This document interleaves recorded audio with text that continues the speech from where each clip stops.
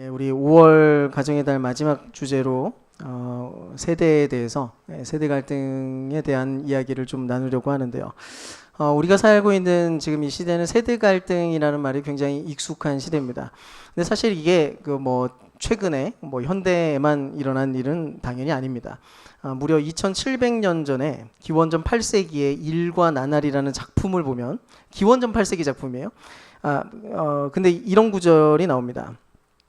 보여주실래요? 예. 내가 지금의 다섯째 시대 사람들과 함께 살지 않았더라면 좋았을 것을.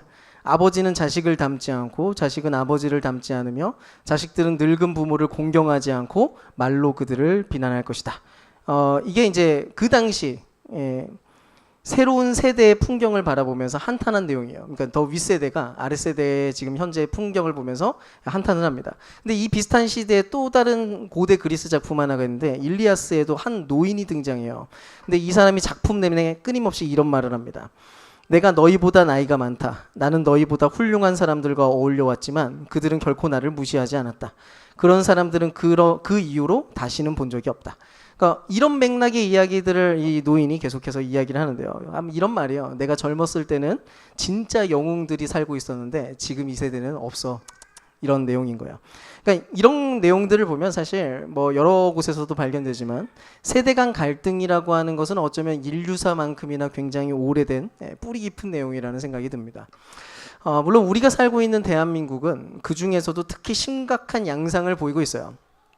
실제로 2025년 조사에서는 무려 84%가 우리 사회에 실제로 세대 갈등이 매우 뚜렷하게 존재하고 있다. 아주 심각한 수준이다라고 대답을 했어요.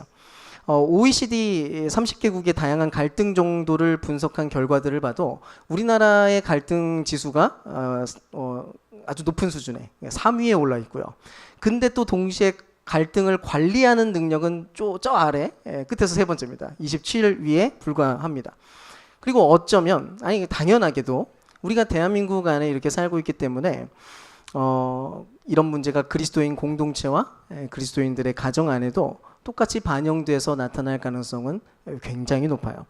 그런 면에서 오늘 우리가 이 문제를 최대한 좀 이해를 해보려고 하는 시도를 하려고 하고요. 그 다음에 성경에서 이야기하는 성경의 지혜를 우리가 한번 들어보는 시간이 되면 좋겠습니다. 일단 오늘 우리가 읽은 로마서 본문은 당시 로마 교회 공동체 안에서 발생한 갈등 상황을 다루고 있어요. 로마 교회 안의 상황이 이랬습니다. 당시 로마 교회 안에는 선명하게 나뉘어진 두 그룹이 존재했어요. 이 그룹은 딱 잘라져 있는 두 개의 아주 명확한 그룹이었는데요. 한 그룹은 평생토록 율법 아래에서 살아왔었던 유대인 그리스도인 그룹이었고요. 또 다른 한 그룹은 이방인 출신 성도들, 이방인 출신 그리스도인들이었습니다. 근데 이들 사이에 이제 음식 문제, 먹는 문제로 이제 갈등이 생겼어요. 내용은 이렇습니다. 일단 유대인 공동체, 그러니까 유대인들은 기본적으로 평생을 율법 아래서 살아왔던 사람이기 때문에 율법대로 그냥 살아가는 게 그들의 문화였고 그들의 삶의 습성이었고 그래서 그게 너무 편했어요. 그래서 예수님을 이제 유대교 대부분은 이제 예수님을 거절했지만 유대인 성도들은 예수님의 가르침을 받아들였습니다. 그래서 예수님을 믿은 뒤에 그리스도 예수 안에서 우리는 모든 면에서 해방되었고 자유롭게 되었고 깨끗하게 되었다. 마침내 예시되었던 모든 그림자들이 예수 그리스도 안에서 성취되었다라고 하는 사실을 그들은 믿었습니다. 그런데도 불구하고 여전히 율법을 따라 사는 게 마음이 편했어요. 그러니까 율법대로 그냥 지내고 싶은 거죠. 이게 너무 좋으니까 편하고 그거를 벗어나는 것 자체가 마음에 뭔가 거리 꼈습니다. 마음이 불편해졌어요. 그러니까 이거를 치우는 게 힘든 거죠. 그래서 돼지고기를 일단 당연히 안 먹었는데 문제는 이방인 성도들은 옆에서 고기를 막 구워 먹어요. 예. 근데 그걸 보니까 마음이 너무 불편한 거예요. 막 화가 나기도 하고 왜 저러지 싶기도 하고 또 유대인들은 특별한 날들이 정해져 있었어요. 절기들도 있었고 특별히 하나님께서 구별하라고 얘기했었던 수많은 절기들이 있었으니까 그런 날에는 당연히 특별한 날로 여겨서 아주 특별한 방식으로 살고 특별한 음식을 먹고 특별한 행동을 취해야만 했어요. 그래야 마음이 편했어요. 가령 6월절이 되면 그날은 완전히 다르게 사는 거죠. 근데 이제 이방인 성도들은 그런 날 그러니까 자신들이 생각하기에 굉장히 중요한 날인데도 그들은 그 날을 전혀 중요하게 생각하지 않고 그냥 평소처럼 살아요. 그냥 평일이에요, 그들에게는. 그걸 보는데 마음이 또 불편한 겁니다.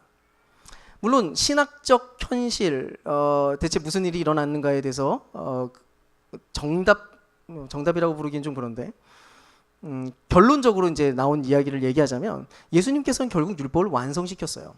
그게 예수님의 가르침이에요. 이스라엘이 그동안 지켜왔었던 모든 것들의 실체가 예수 그리스도 안에서 선명하게 드러났다고 봅니다. 그래서 우리는 이제 모든 음식은 하나님이 주신 좋은 선물이라는 것을 믿어요. 그래서 모든 음식을 기쁨과 감사로 먹습니다. 더 이상 특별한 날이라고 하는 것은 존재하지 않고 모든 날이 오히려 그리스도 안에서 완전히 회복된 새로운 그분이 주시는 새 날이라는 것을 우리는 받아들입니다. 그래서 이 시대의 기독교인들은 더 이상 유대교의 그 습성과 그 율법의 방식들을 더 이상 따르지 않아요. 그냥 안 따르는 게 아니라 이유가 있어서 안 따르는 겁니다. 예수 그리스도가 해방했기 때문에. 아무튼 그런데 이제 유대인 성도들은 이런 급진적인 진리, 그러니까 예수 안에서 새롭게 시작된 이 진리를 단숨에 받아들이는 게 너무 어려웠어요. 왜요? 그게 삶에 새겨진 습성이었으니까요. 이게 안 바뀌어요, 잘. 이게 박혀 있는 거기 때문에. 아무리 머리로 그거를 깨닫고 알아도 이게 여기 가슴까지 내려오고 내 몸을 움직이게 만들기까지는 훨씬 더 많은 시간이 필요했던 겁니다. 그래서 본문에는 이 사람들을 이렇게 불러요. 믿음이 약한 사람들이라고 불러요. 그러니까 이미 새로운 믿음이 들어왔는데 그 믿음을 완전히 받아들이지 못하고 소화시키지 못하고 있는 믿음이 약한 사람들이었죠. 근데 반대로 이방인 배경의 신자들은 어땠냐면요. 이들은 아예 율법의 그늘 바깥에서 살아왔던 사람들이에요. 그들에게는 음식에 대한 어떤 법이든 어떤 특별한 날에 대한 법이든 그런 내용들이 전혀 의미가 없고 그것들이 어떤 마음의 양심을 좌지우지할 만한 어떤 힘이 되지 못합니다. 그래서 예수 안에서 모든 것은 깨끗해졌다. 하나님이 지으신 모든 것은 원래부터 선하다. 그래서 그 선한 것을 마음껏 즐기고 누리고 예수 안에서 진리를 따라서 살아가면 된다라고 하는 거를 자연스럽게 받아들였습니다. 그래서 돼지고기 먹으면서 감사하게 배부르게 잘 먹었고요. 유월절에 얽매이지 않으면서도 아무런 거리낌이 없었어요. 그야말로 진리 안에서 자유로운 사람들이었죠. 그래서 심지어는 우상에 바쳐진 제물도 어차피 이 음식은 우상이라고 하는 신은 존재하지도 않고 오직 하나님만 유일한 신이기 때문에 이것이 전혀 더럽혀지지 않고 오히려 하나님이 주신 것에 불과해 라고 진짜로 믿었습니다. 그래서 우상 음식도 막 먹었어요. 그래서 본문은 말합니다. 믿음이 강한 자라고. 자, 아무튼 이 두 그룹이 로마 교회 안에 하나의 이름으로 모였어요. 한 그룹은 철저하게 음식법을 지키는데 다른 한쪽은 자유롭고 다른 한쪽은 절기들을 지키는데 또 다른 한쪽은 또 자유롭습니다. 결국 그러다가 문제가 발생했어요. 이방인들은 유대인 신자들을 보면서 답답해합니다. 자, 자기들은 자유로워요. 근데 유대인 신자들은 자꾸 뭘 지키고 있어요. 아니 아직도 저런 걸 왜 지키며 살아? 아우 답답하네. 구약의 시대는 예수님 안에서 완전히 회복되고 끝났는데 이미 성취가 됐는데 왜 아직도 굳이 저걸 열심히 지키지? 뭐 하는 거야? 답답해. 이런 생각을 가졌고요. 반대로 유대인 신자들은 이방인들을 보면서 정죄했습니다. 저 따위로 하면서 어떻게 그리스도인이라고 할 수 있어? 저 따위로 살면서 어떻게 하나님의 백성일 수 있어? 저렇게 하는데 어떻게 하나님을 섬긴다고 말할 수가 있어? 우리가 지금까지 알고 있었던 하나님은 이런 하나님인데 라고 생각했어요.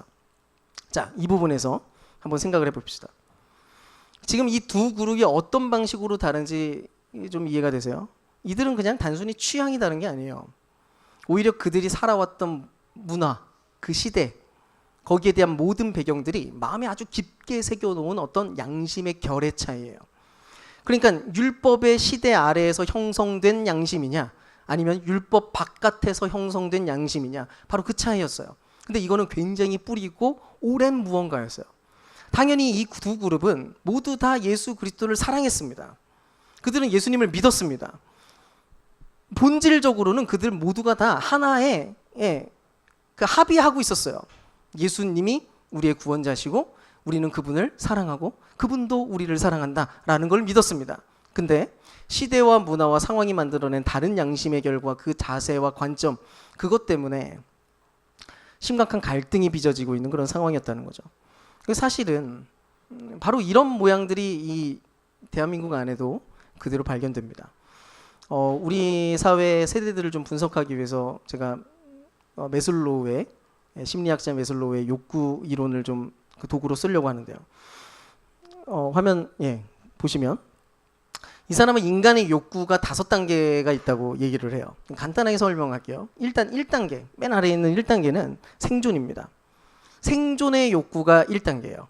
먹는 거, 자는 것에 대한 욕구인데 가장 원초적인 겁니다. 먹는 게 채워지고 잠자는 문제가 해결되고, 그리고 이 1단계가 채워지면 이제 2단계 욕구가 이제 발동해요. 이게 바로 안전의 욕구입니다.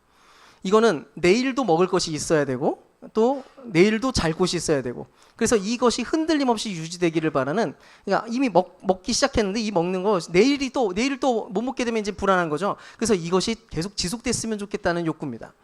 자, 근데 이게 이제 안전까지 이제 확인됐어요. 2단계를 넘어가면 3단계 소속의 욕구입니다. 가족이 있으면 하는 열망, 의미 있는 어떤 집단에 소속되고자 하는 그런 느낌, 이거를 갈망하게 되고요. 그리고 이게 채워지고 나면 4단계로 가는데 바로 존중의 욕구입니다. 이제는 사람들에게 인정받고 싶은 마음이 생겨요. 자신이 가치 있는 존재라는 것을 느끼고자 하는 소망으로 욕망과 그 다음에 동기부여가 그쪽으로 형성되기 시작합니다. 그리고 마지막 5번째 단계가 자아실현의 욕구예요. 굉장히 고상해 보이죠. 근데 아무튼 이거는 나만의 의미를 찾고 나답게 살고자 하는 그런 욕망입니다. 어쨌든 이 이론의 핵심이 있는데 그게 뭐냐면, 만약에 하위 단계의 욕구가 채워지지 않잖아요. 그러면 상위 단계의 욕구가 안 보여요. 지금 현재의 욕구가 안 채워졌는데 위의 단계까지 막 소망하게 되지 않습니다. 그 크게 중요하게 여겨지지 않는 거죠. 그리고 또 한편으로는 이미 앞에 다른 하위 단계의 욕구가 충분하게 채워져 있으면 더 이상 그 욕구는 자신에게 어떤 동기부여나 소망이나 이런 것들이 잘 되지 못하고 그런 걸 느끼기도 어렵게 된다는 겁니다. 예를 들어 볼게요. 현재 굶고 있는 사람이 있어요. 1단계가 지금 해결이 안 됐어요. 당장 먹을 것이 없고 배고파 죽겠는데, 그런 사람들한테 가가지고 여러분, 지금 먹고 사는 게 중요한 게 아닙니다. 자아실현이 중요합니다. 당신이 대체 누구인지를 생각해 보세요. 과연 들릴까요? 안 들립니다. 이 사람들은 지금 당장 손에 들린 빵에 훨씬 더 크게 반응하게 될 거예요. 또 반대로 평생 살면서 한 번도 굶어본 적이 없어요. 언제나 먹을 것이 풍성한 세상 안에서 살았습니다. 자, 그런 인생을 살아간 사람들은 한 번도 그것을 욕구와 혹은 동기로 삼아서 살아본 적이 없어요. 그런 사람에게 감사해야지, 먹을 게 있다는 게 얼마나 큰 행복이고 얼마나 큰 축복이니 아프리카에는 지금도 굶어 죽어가고 있어, 마음에 안 와닿습니다. 머리로 뭐 이해는 될 수 있을지언정 그것이 실제로 이 안에 와닿고 이렇게 작동하지 않아요. 왜냐하면 그 사람들에게 먹을 것은 그냥 공기 같은 거였으니까요. 너무 당연한 거예요. 하여간 확실한 건 사람들은 각자 자기가 서 있는 그 단계 안에서만 세상을 보게 되어 있다는 거예요. 자, 그러면 이제 이 내용을 우리 사회에 좀 적용을 해봅시다. 사실 일반적인 사회는 보통 비슷한 단계가 그 사회 안에 좀 모여 있어요. 그러니까 1, 2단계가 보통 거기 주류가 되거나 뭐 3, 4단계가 주류가 되거나, 이렇게 보통 이 정도 단계가 이제 한데 모여 삽니다. 근데 놀랍게도 대한민국은 겨우 70년 만에 1단계에서 5단계까지 순식간에 통과하는 압축 성장을 경험한 나라예요. 자, 생각해 보세요. 좀 보여주실래요? 네, 1953년도에 우리나라 1인당 국민소득은 67달러였는데 2024년에는 얼마가 되냐면 36,000달러입니다. 겨우 70년 사이에 500배가 넘게 성장을 했어요. 이 수준은 서양 사회에서 200년 걸린 수치예요. 자, 200년에 걸쳐서 서서히 올라가는 그 과정들을 우리는 70년 만에 하이패스로 통과했습니다. 덕분에 우리 사회는 지금 1단계에서 5단계까지의 모든 단계 사람들이 한데 살아가는 풍경이 됐어요.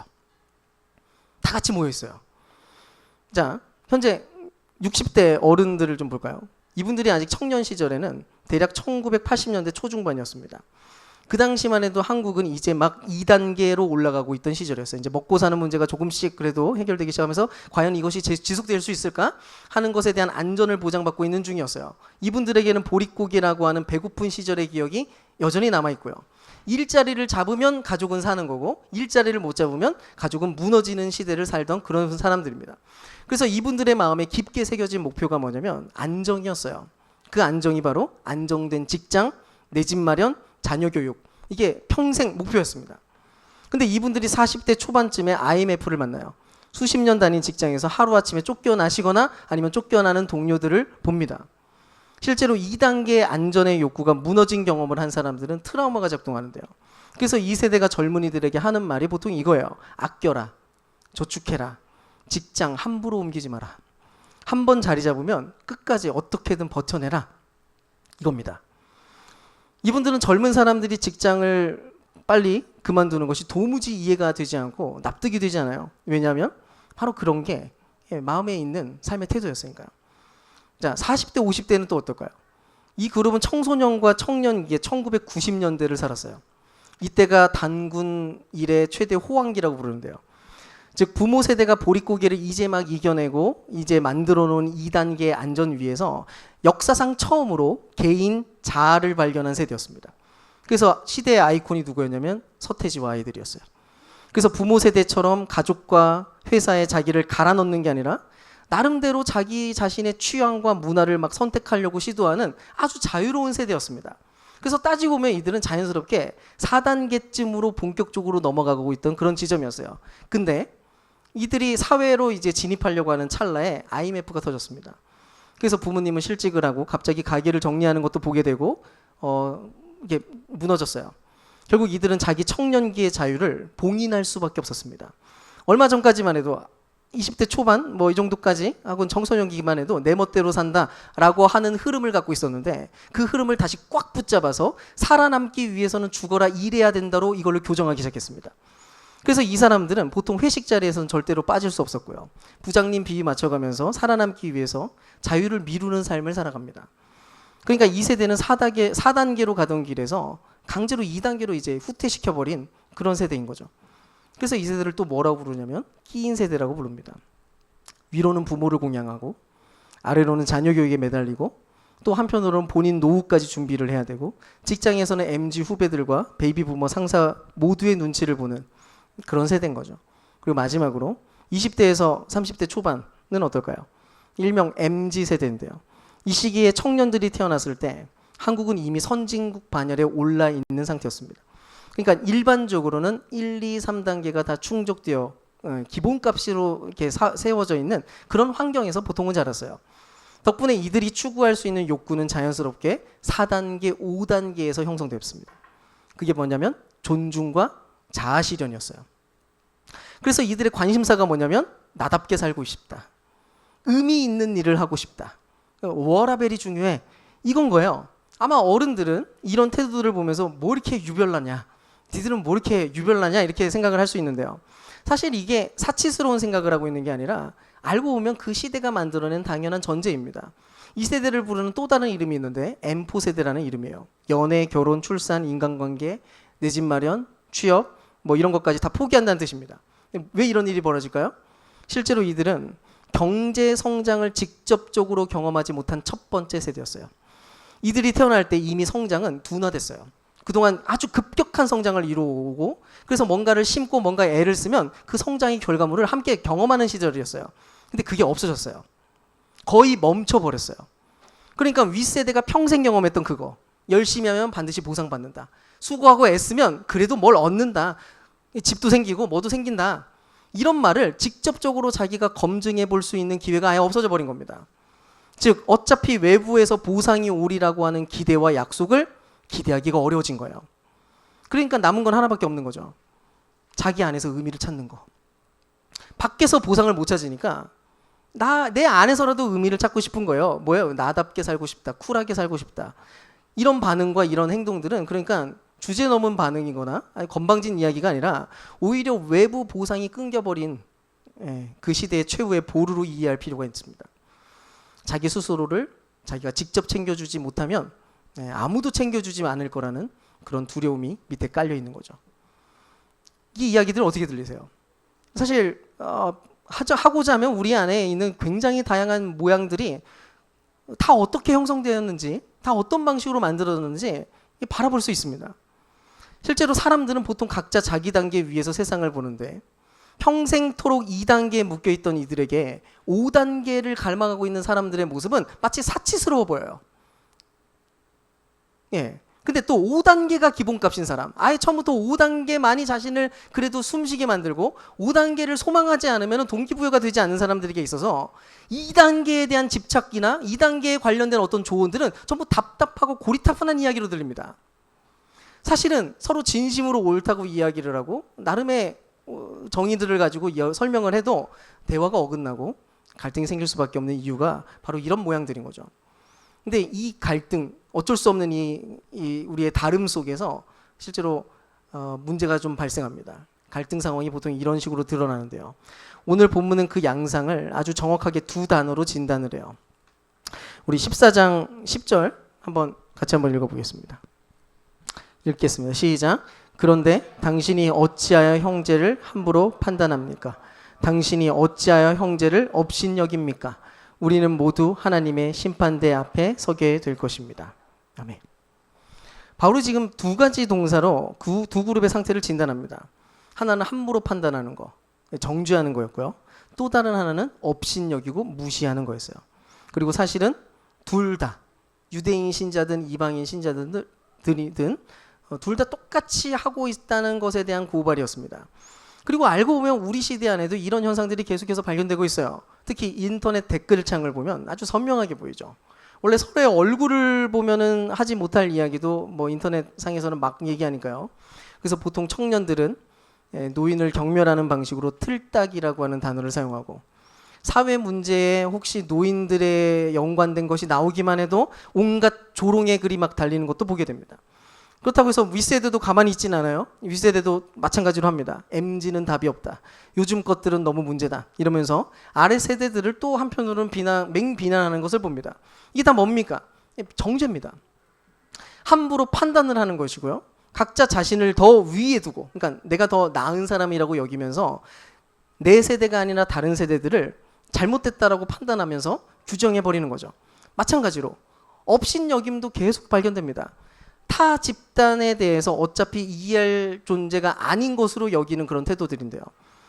아마 요즘 많이 쓰는 게 이제 영포티, 많이 들어봤을 겁니다. 이 말은 처음에는 2015년에 등장했는데 젊게 사는 40대라는 뜻의 긍정적으로 사용되는 마케팅 용어였어요. 그러니까 젊게 사는 40대를 겨냥해서 마케팅을 하기 위해서 만든 용어입니다. 근데 2020년대 들어서 의미가 완전히 뒤집혔어요. 이제는 40대를 조롱하기 위해 쓰는 말입니다. 고가의 브랜드를 입고 어린 사람들에게 추근덕거리고 그러면서 기득권을 누리는 사람이라는 뜻의 멸칭이 됐어요. 또 뭐 MZ라는 단어도 마찬가지죠. MZ는 다 이기적이야. MZ는 다 끈기가 없어. 뭐 MZ 이러면서 MZ들이 이렇다 저렇다 하면서 하는 얘기들은 지금도 넘쳐납니다. 근데 이런 말이 얼마나 폭력적인 말인가요?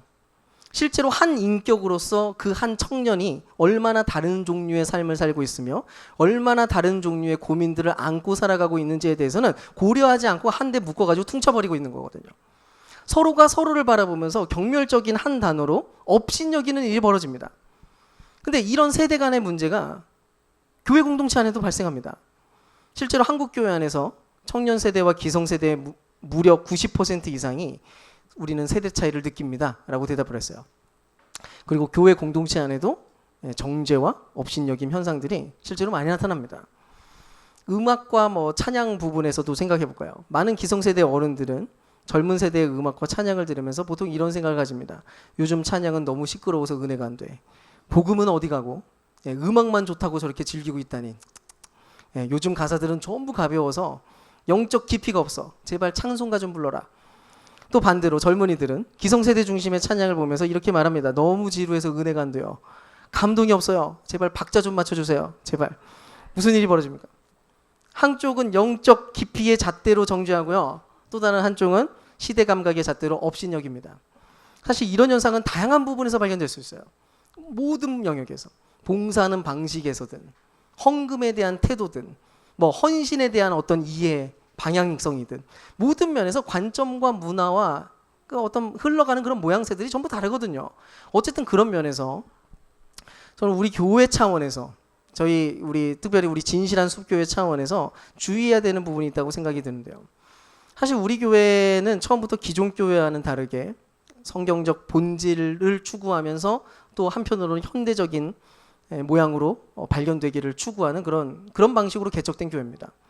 기성교회 안에 있었던 왜곡되어 있거나 혹은 복음의 본질에서 벗어나 있었던 것들에 대해서 열심히 공부하고 분석하고 본질을 파헤쳐서 분별해서 진짜 중요한 것이 무엇인지를 새롭게 묻고 진리 한가운데서 올바른 대답을 하기 위해서 성실하게 대답을 추구하는 그런 진실하게 대답하는 그런 공동체인 거죠.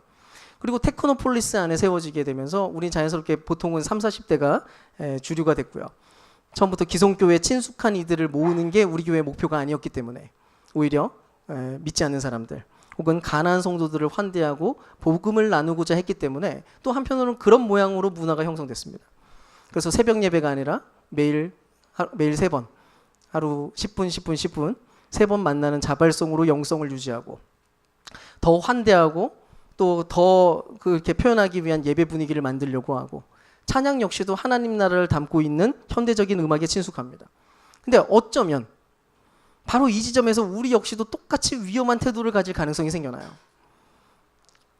그게 뭐냐면 우리가 기성교회와 또 그런 방식에 익숙하고 또 그런 방식으로 신앙생활을 하고 있는 이들을 향해서 정죄와 업심여김의 태도를 가지게 될 수 있는 위험입니다. 또 본질적인, 물론 그게 있어요. 뭐 본질적인 부분에서 심각한 문제가 발생하거나 그래서 복음을 훼손하고 악이 작동하게 만드는 그런 부분들까지 뭐 용인하고 그것도 받아들여야 되는 것은 아닙니다. 그럴 필요는 없습니다.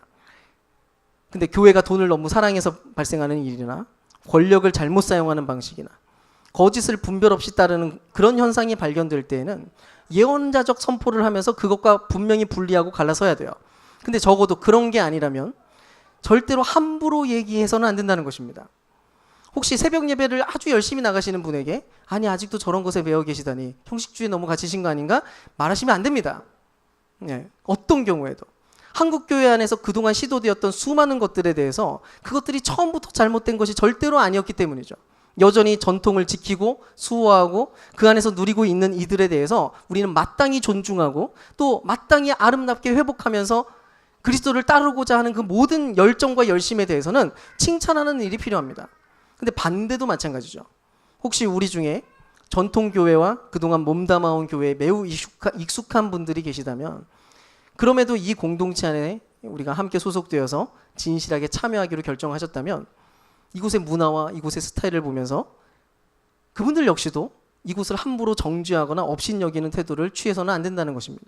그러면 대체 우리가 어떻게 해야 될까요? 구체적으로. 실제로 오늘 본문 전체를 살펴보면서 우리가 정직하게 인정해야 되는 부분이 있는데요. 바울은 서로 다른 문제를 해소하기 위해서 모두의 의견을 전부 아우를 수 있는 완벽하고 이상적인 방법을 제시해 주지 않습니다. 바울은 그렇게 하지 않습니다.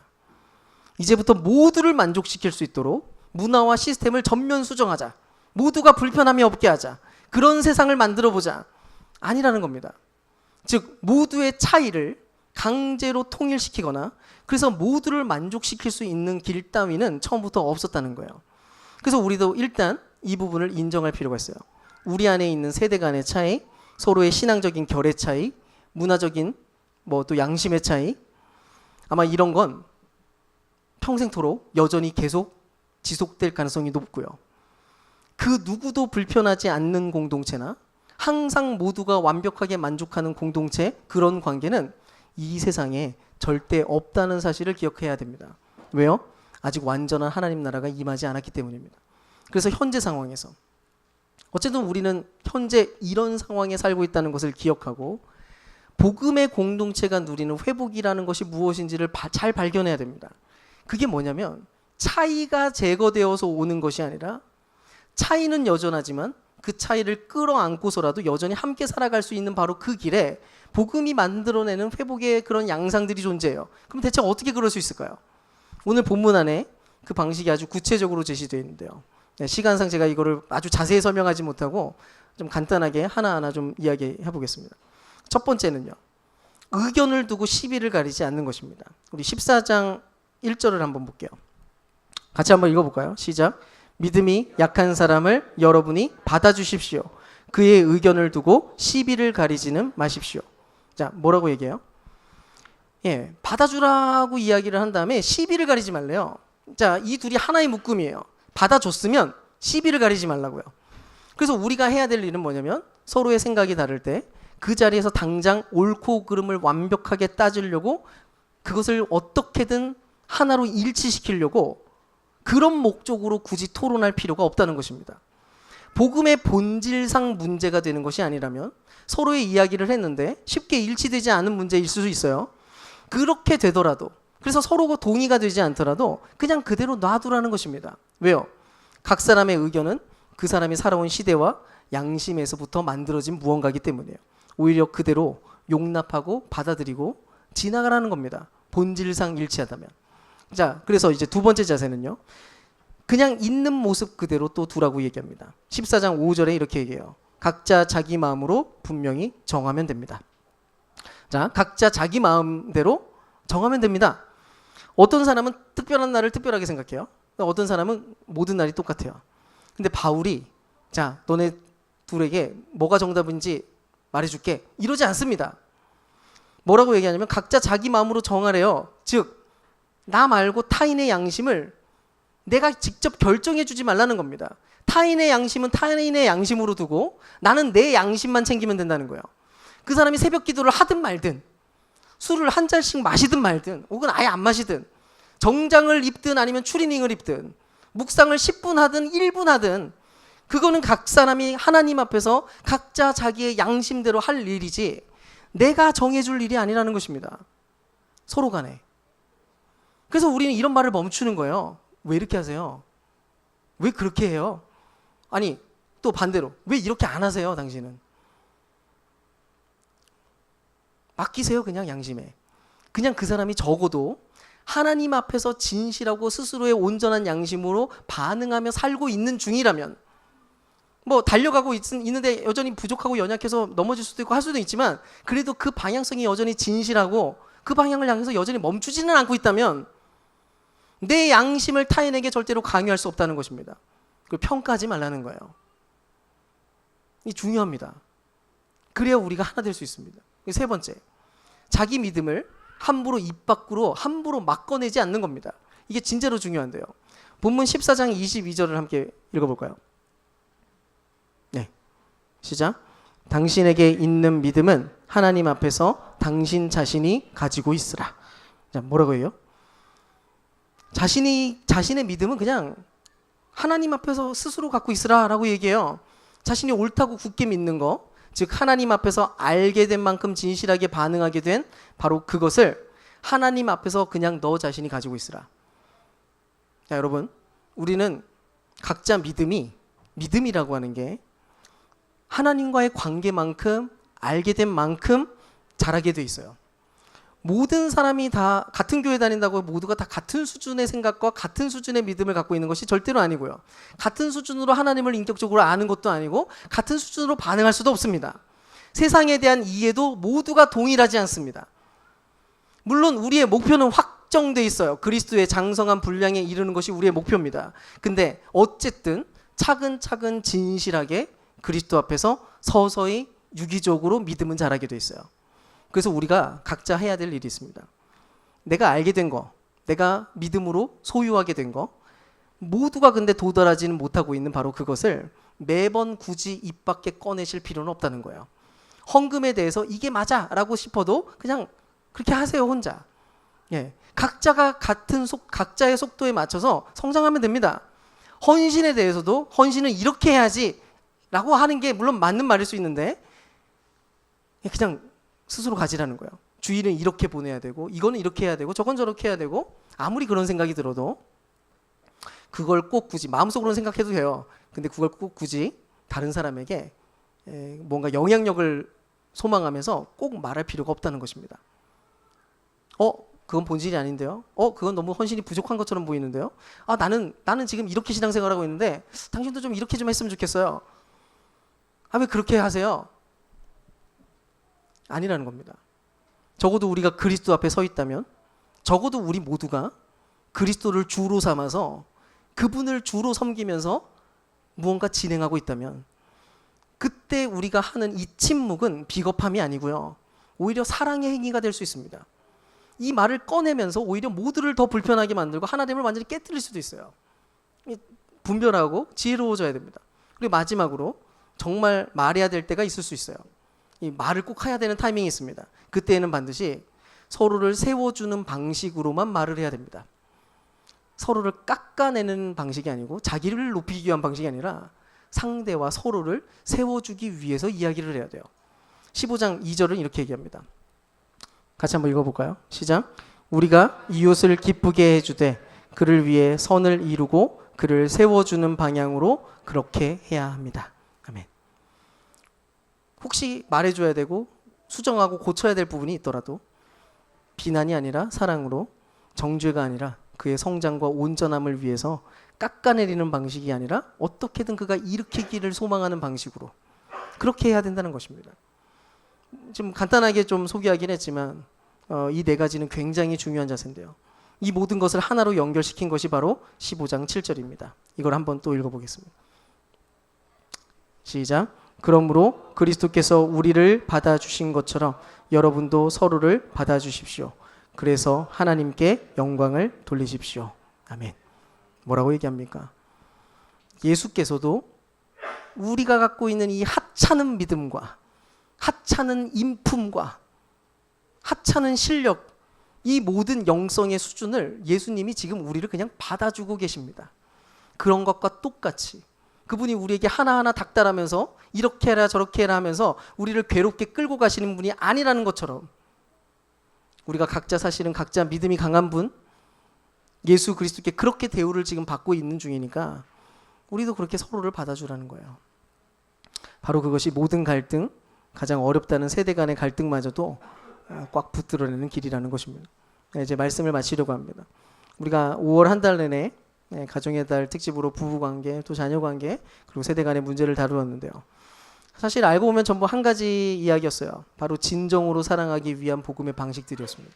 어떻게 하면 진짜 사랑할 수 있을까? 어떻게 하는 것이 진짜로 사랑이 서로 닿고 사랑을 누리게 되는 길인 걸까?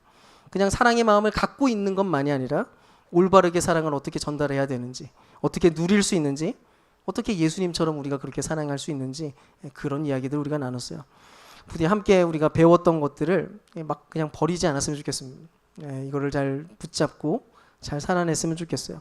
손쉬운 사랑으로 물러가는 거 그만하고 어렵지만 가치 있는 사랑의 수고와 헌신의 자리로 고민하면서 들어가는 그런 저와 여러분 될 수 있기를 주님의 이름으로 축원드립니다.